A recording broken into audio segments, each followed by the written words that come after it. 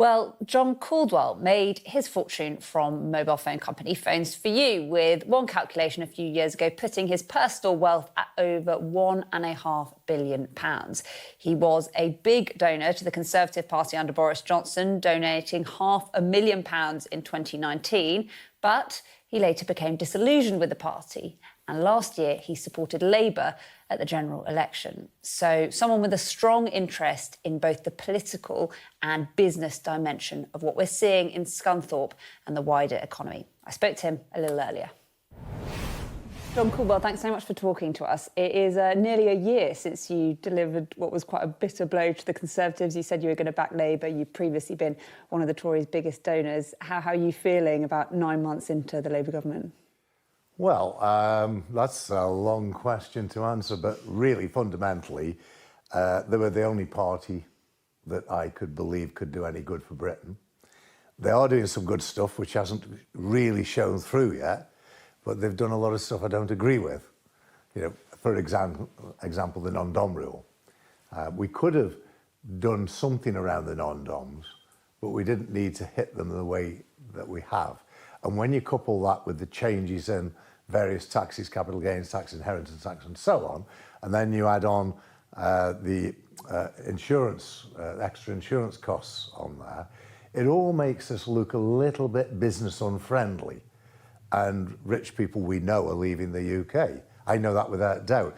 I don't have the statistics, but definitely more people are leaving to go to Dubai, to Milan, and to Monaco. And this is devastating. And we could have done it so much more smartly. Do you think that the Chancellor's being kind of straight with people about the difficult decisions that might be ahead? I think they are being straight, yes, because they're telling people, you know, there's the challenges and tough. I would have thought that question might have been, did I think they were being straight about the 22 billion black hole left by the Tories? Because that's a sort of a different question. Are they being straight about that? I think generally yes, but I think they're making a lot of wrong decisions. I think they could make decisions that are way smarter, way fairer, and way better for the future of Britain. But, you know, that's quite a lot of negative statements I've made there, but I think there's a lot of stuff that they're doing that's right, like deregulating planning and so on, and trying to encourage inward investment via the deregulation process. And I think, you know, Britain has already got so much substance in terms of why people would come here, our law and order, our education system, our fairness. I mean, you've only got to look across the water to the States now to think, well, if you were in the US at the moment, how would that be affecting your business confidence and so on? And we are a very stable country, but we can do more. We can be better. And that's what frustrates me, that we're not as good as we can be. So it sounds like you're not totally convinced. You know, would you consider giving money to Labour? Would I? Not under the current situation. It's not about giving money to any party. It's about the party that will help Britain and do the right things. So if there was a party there that I really believed in, yes, I would support them financially as well to help them to get into power.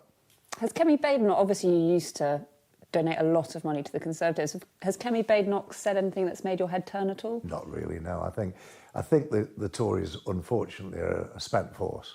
And it's quite strange me saying that, since I was an absolute 100% Thatcherite and had so much respect for what she did within the UK economy and within the whole infrastructure of the UK during her tenure, and supported the Tories, really. Not the Tories, the principles. It doesn't matter to me what party they are. It's the principles that matter. And supported the Tories for 50 years. And then I find myself switching to Labour for all the right reasons. It's a very strange, you know, or almost a surrealistic experience for me. The Sun have done some polling today with Survation. Most people think Britain is broken. Do you think that's a new sentiment? Do you get why people feel like that? I do get it. I don't agree. I think we're in lots of ways still admired by much of the world for the reasons I've said and many other reasons. We're a very, very strong society with so many attributes, but there's so much wrong as well.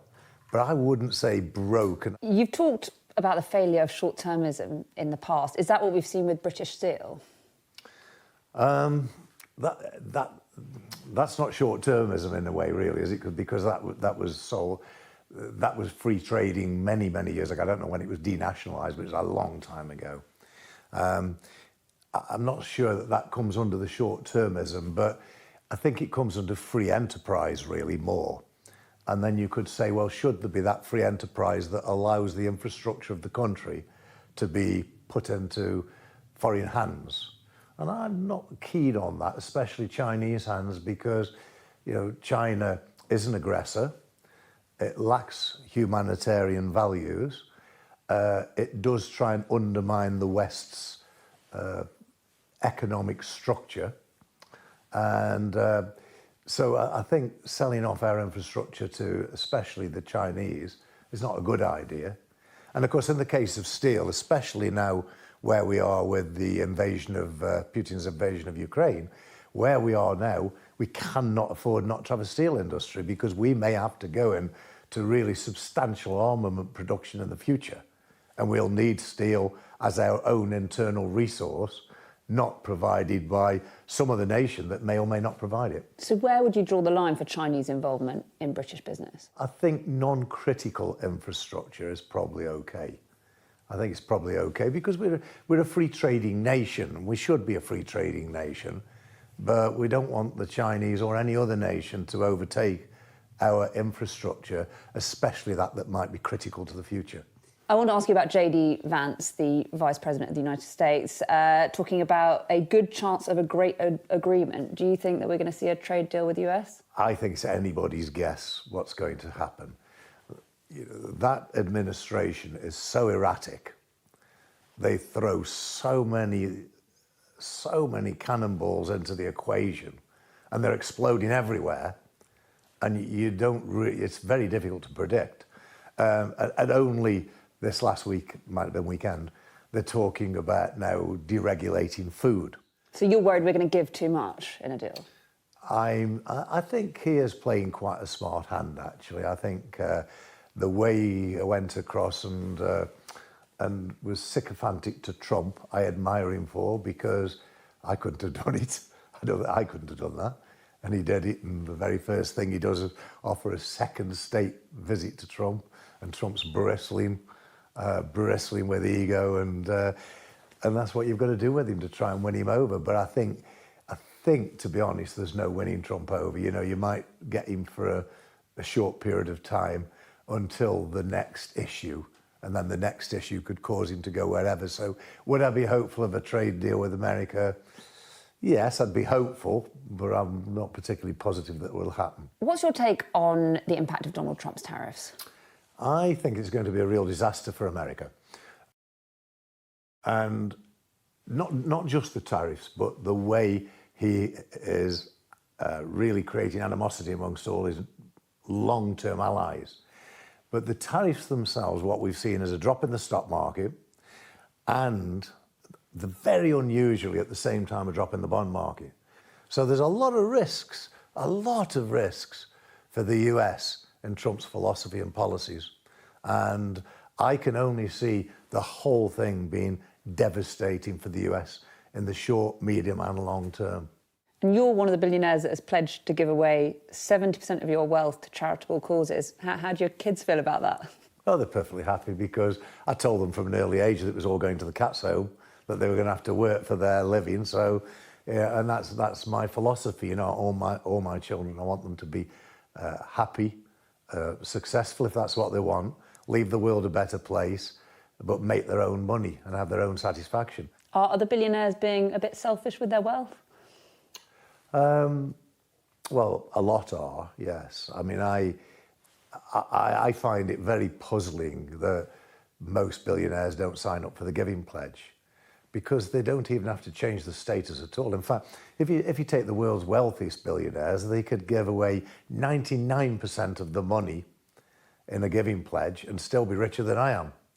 So, and I find that a little bit difficult to understand. You know, the world is in such a mess. There's so many people that are suffering devastating consequences through hunger, lack of water, ill health. There's so much to do in the world to make the world a more robust and fair place. Thank you so much, John Caudwell. I think that's all we've got time for.